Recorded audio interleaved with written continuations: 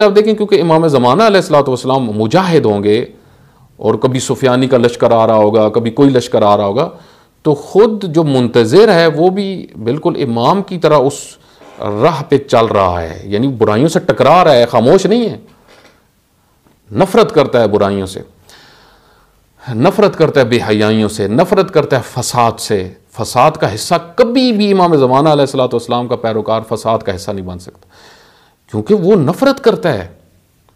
जो बातिल निज़ामों को जो आइमा ख़त्म करने आए, क्या वो इस चीज़ पे कभी राज़ी हो सकते हैं कि उनके मानने वाला बातिल सिस्टम्स का हिस्सा बने? कभी भी नहीं हो सकता।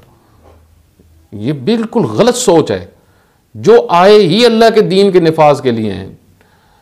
अल्लाह ने जिनकी अताअत फ़र्ज़ की है, अतीउल्लाह व अतीउर रसूल व उलिल अम्र मिनकुम, उनकी अताअत है, उनकी माननी है, या जिनके हवाले उन्होंने हमें